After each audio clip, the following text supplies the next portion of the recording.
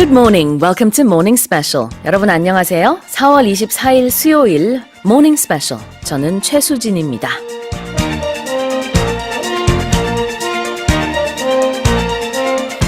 We often hear the expression, it's such a small world, and this is true in terms of sharing information and world communication, but unfortunately it's also true when it comes to epidemics.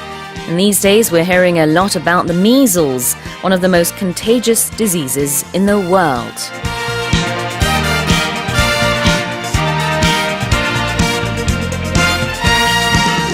질병관리본부는 동남아, 유럽 등 세계적으로 홍역이 유행하고 있으니 해당 국가로 여행을 할 때는 예방접종, 미접종자의 경우 접종 후 출국할 것을 당부했습니다. 질병관리본부에 따르면 특히 국내 여행객들의 방문이 많은 베트남, 필리핀 등 동남아시아 국가에서 홍역 유행이 계속되고 있다고 합니다. 홍역은 예방접종으로 충분히 예방이 가능하기 때문에 유행지역 방문 전 MMR 백신이라고 하는 홍역, 볼거리, 풍진 등의 혼합 백신을 2회 접종할 것을 질병관리본부는 권고했습니다.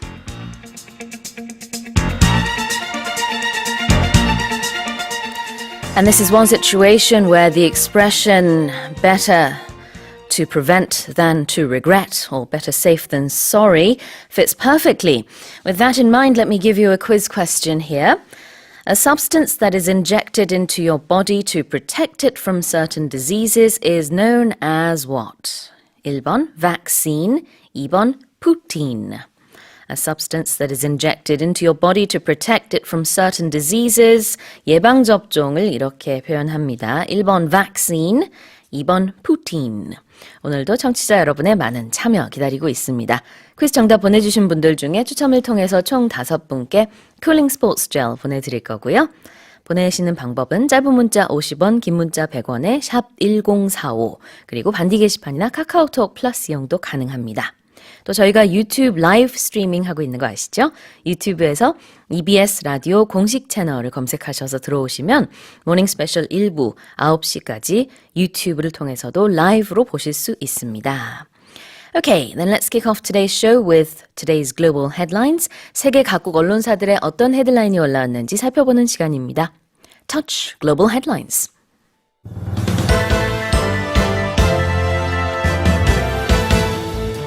Sri Lankan authorities said the coordinated suicide bombings on Easter Sunday were carried out in retaliation for last month's mass shooting at mosques in New Zealand. 스리랑카에서 발생한 부활절 연쇄 폭발 테러가 지난 3월 벌어진 뉴질랜드 모스크 테러에 대한 보복 테러였다고 당국이 밝혔습니다. China slammed the U.S. decision to impose sanctions on countries that buy Iranian oil. 중국이 이란산 원유의 수입을 전면 금지하겠다는 미국의 조치에 강력히 항의했습니다. Strong earthquakes have struck the Philippines for 2 consecutive days. 필리핀에서 이틀 연속 강한 지진이 발생했습니다. Han Ga-wee, the popular mayor of the southern Taiwanese city of Kaohsiung, has hinted at running for president in next year's election. 한궈위 대만 가오슝 시장이 내년 1월 실시될 총통선거에 출마를 시사했습니다. The Korean government dismissed Japan's request for Seoul to ease or lift import bans on Japanese seafood products from the Fukushima region and 7 other prefectures. 정부가 후쿠시마현 등 8개 현에서 잡은 수산물의 수입 금지 조치를 완화하거나 철폐하라는 일본 정부의 요청을 거부했습니다. The last Joseon Dynasty garden in Seoul has been opened to the public. 서울에 남아있는 유일한 한국 전통 정원인 성락원이 시민들에게 개방됐습니다. For these stories and more, and maybe an insight into what poutine is Walter. Welcome back. Thank you very much. It's great to be back. Thank you to everybody for putting up with my departure there and my absence. But I know Devin did a great job, and thanks to him also for filling in. Well, it's wonderful to have you back. How have you been and how was your trip? Trip was great. Thank you very much. I feel really warmly welcome back because I was over in New York and we have at least one story focusing on New York coming up in the news focus, as well as in the opening you talked about the measles, and that's very much happening in New York right now. Right. So also the quiz has a Canadian connection with poutine, as you mentioned. What is poutine? Well, Canada is such a multicultural, multinational country that it doesn't really have one distinct food. Like we can say kimchi is uniquely Korean. Yep. I guess poutine could be one of those uniquely Canadian foods, but it's very simple. It's just French fries with gravy and cheese curds. Not cheese exactly, but cheese curds. So it's on the process of being made into cheese. It's not quite cheese yet. And do you like it? It's all right. It's more of an Eastern Canadian food, especially from French Canada, Montreal, the province of Quebec. But yeah, it's pretty good. And you can get it in places here in Seoul and in Korea as well. So if you search online for poutine, I think you can find it. 아직 못 먹어본 요리라서요. 저도 먹어보고 싶네요. I'll take you out for some. All right. Let's go over the headlines. Headline number one, Sri Lankan authorities said the coordinated suicide bombings on Easter Sunday were carried out in retaliation for last month's mass shooting at mosques in New Zealand. 스리랑카에서 발생한 부활절 연쇄 폭발 테러가 지난 3월 벌어진 뉴질랜드 모스크 테러에 대한 보복 테러였다고 당국이 밝혔습니다. So this is still somewhat of an ongoing story. The earlier news reports were saying that they were thinking, some of the officials were saying, a junior defense minister especially was saying that initial investigations revealed that the attack was a retaliation for the New Zealand mosque attacks. At that time, there were no official claims of responsibility.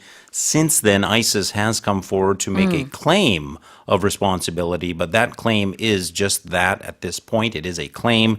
It has not been substantiated. 네, 이번 스리랑카 사건과 관련해서 이슬람 수니파 극단주의 무장 조직 이슬람 국가죠. IS가 복수를 다짐하면서 이제 보복 테러를 이미 예고했었다라는 그런 보도가 나오고 있고요. 그다음에 IS가 어제 뉴스에 따르면은 배후를 자처했습니다. 그러니까 연관성이 있는 것으로 보여지기는 하지만 아직은 이제 조사 중이라고 합니다.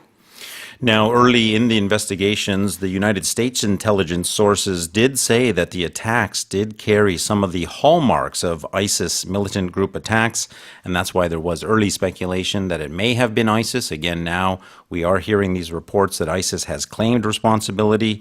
Also, in response to the blast, there has been a call for the top police official there to resign for failing to stop those attacks, because it has been said that some notice was given, and because of failure to act on that notice, there are these calls for the police chief to step down or be losing his job. 네, 앞서서 스리랑카 정부가 국내 좀 작은 과격단체지만 NTJ를 배후로 지목하기도 했죠. 그 조사도 여전히 진행 중이라고 합니다. 이제 NTJ와 IS가 손을 잡고 이번 테러를 계획한 것이라는 그런 주장도 많이 나오고 있는데요.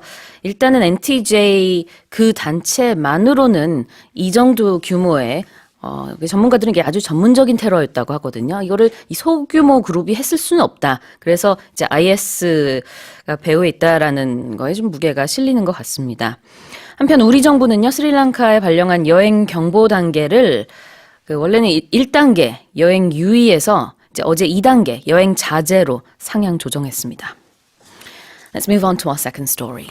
Headline number two, China slammed the U.S. decision to impose sanctions on countries that buy Iranian oil. 중국이 이란산 원유의 수입을 전면 금지하겠다는 미국의 조치에 강력히 항의했습니다. Now, the headline itself actually can be traced further back. It's not such a new imposition of sanctions, it's rather an enforcing of sanctions. So there were these sanctions placed on Iranian oil quite some time ago. However, there were some exceptions made for a few certain countries. At that time, some 8 countries were given these exceptions. That was China, India, Japan, South Korea, Taiwan, Turkey, Italy, and Greece.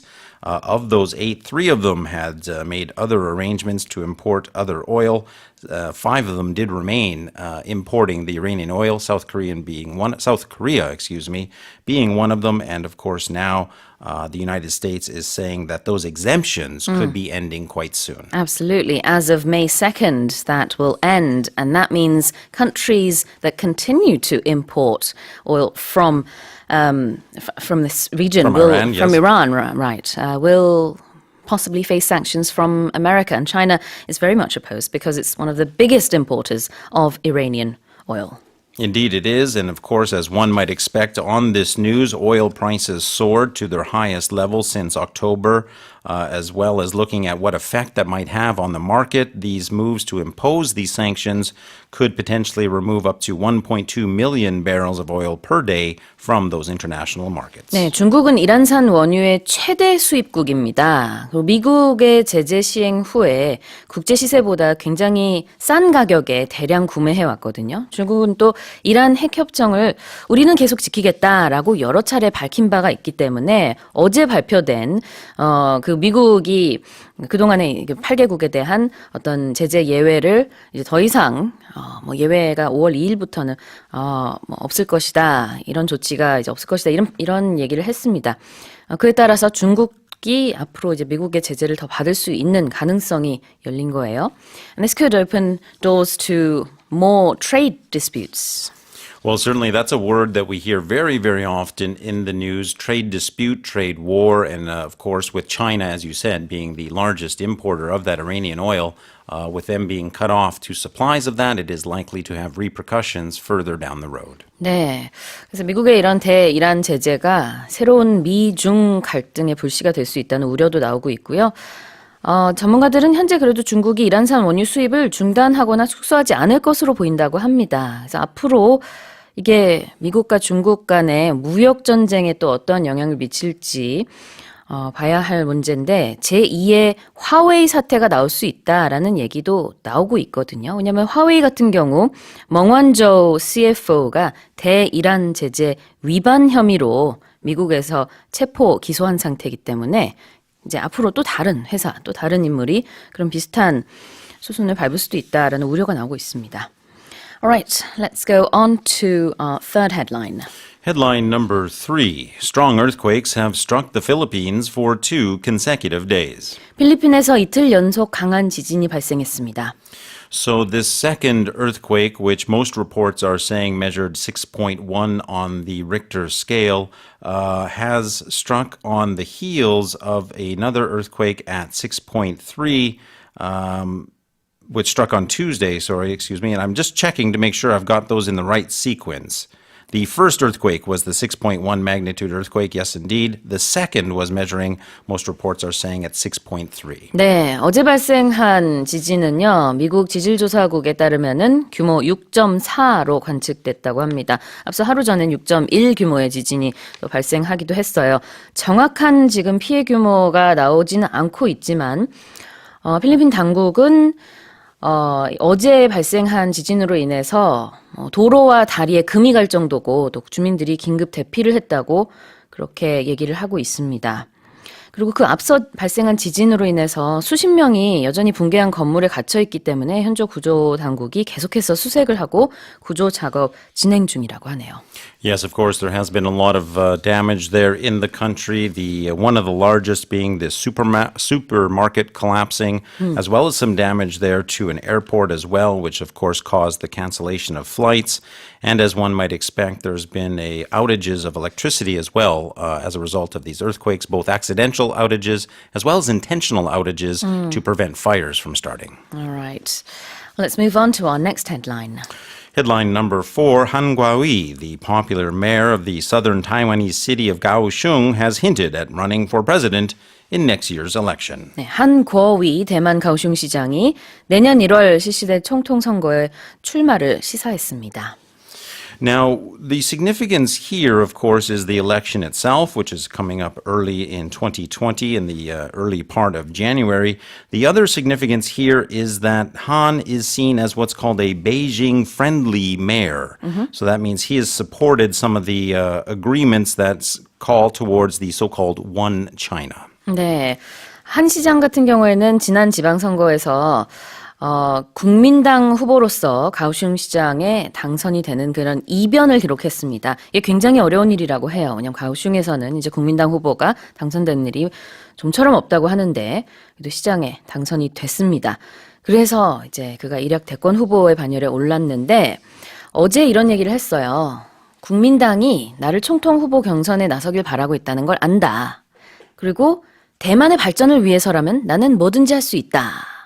이제 나간다는 얘기로 해석이 되는 거죠. Yes, he did say that under the current system of regulations, it would be difficult, but of course he did hint at wanting to go forward in terms of running for that election, again, which would take place on January 11th, 2020. 네, 한편 고 타이밍 폭스콘 회장이 총통 선거에 이미 출사표를 던졌죠. 고 회장의 총통 선거 선언 직후에 실시된 그런 여론조사 결과를 보면은요, 한 시장 그리고 고 회장은 초박빙인 것으로 드러났습니다. 네, 대만 총통 선거는 내년 1월에 실시됩니다. Okay, let's go on to our next headline. Headline number 5, the Korean government dismissed Japan's request for Seoul to ease or lift import bans on Japanese seafood products from the Fukushima region and 7 other prefectures. 정부가 후쿠시마 현 등 8개 현에서 잡은 수산물의 수입 금지 조치를 완화하거나 철폐하라는 일본 정부의 요청을 거부했습니다. So this actually goes back to a story that I think we touched upon before my departure because the World Trade Organization, the WTO, did make a ruling on this saying that Seoul's actions were considered reasonable. And of course, now this is just a reaffirming of that in their current meetings. And of course, the reason behind this is the health and safety of the Korean people is being the government's utmost priority. 네, 그때가 이제 11일이에요. 세계 무역기구 WTO 상소기구가 11일 날 일본이 제기한 한국 정부의 후쿠시마 수산물 수입 금지와 관련해서 한국의 처분이 타당하다라고 판정을 했습니다. 그런데 일본 내에서는 이 WTO 세계무역기구에 패소한 게 아니다라고 계속 이제 주장을 하는 목소리들이 나오고 그래서 어제는 급기야 일본이 한국 정부에다가도 이런 수입 금지 조치를 좀 완화해달라, 철폐해달라라고 했지만 우리 측은 받아들이지 않았습니다. Alright, and we'll go on to our final headline. Headline number 6, the last Joseon Dynasty garden in Seoul has been opened to the public. 서울에 남아있는 유일한 한국 전통 정원인 성락원이 시민들에게 개방됐습니다. So we often hear of these palaces in and around Seoul. This one is in a slightly different region than most people might expect. We often think they'd be downtown in the Gwanghwamun area or thereabouts. This one is over in Seongbuk-dong, and its name is known as Seongnakwan, if I've got all the pronunciations correct there. And they're opening it up for what's being called a sneak peek until June 11th. There are still some ongoing renovation and reconstruction works there. Officials are saying that they are approximately 70% done with those works there, but they wanted to open it up now despite not being quite 100% finished to try to generate and to garner some interest into the park. 성락원이라는 이름 자체는요, 성 밖에서 자연의 즐거움을 누린다라는 뜻이 있는데 이 이름은 1950년대에 붙여진 이름이라고 해요. 본래는 19세기 조선 왕조 제25대 왕 철종 제위 당시에 그 이조판서를 지냈던 심상웅의 별장이었다고 합니다. 근데 일제 감정기 때 의친왕 의강, 그러니까 고종의 5째 아들 별궁으로 사용했던 곳이기도 한데 이후에는 이제 사유지로 사용이 좀 됐었어요. 1950년 심상웅의 후손인 고 심상준 제남기업 회장이 사들였어요. 네, 그리고 이제 성락원이라는 이름을 그때 붙였다고 합니다.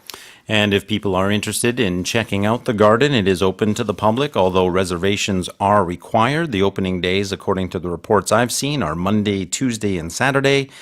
Entrance is limited to 20 people at a time, and the fee there that I've seen reported is 10,000 won. 그렇군요.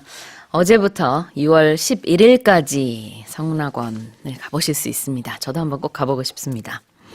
All right, well, those are the headlines for this morning. Walter, could you remind our listeners of the quiz? I would be delighted to. Our quiz this morning, a substance that is injected into your body to protect it from certain diseases is known as blank. Is that number 1, vaccine, or number 2, poutine? We talked extensively about poutine earlier We on, did so indeed, hopefully yes, that was a and good if you- hint. I hope so. 네, 짧은 문자 50원, 긴 문자 100원에 샵 1045로 보내주시고요. 반디 게시판이나 카카오톡 플러스 이용도 가능합니다. 1부에서는 추첨을 통해 총 5분께 쿨링 스포츠 젤 보내드리겠습니다. 노래 듣고 와서 뉴스 포커스 살펴볼게요. This is Collective Soul featuring Elton John, Perfect Day.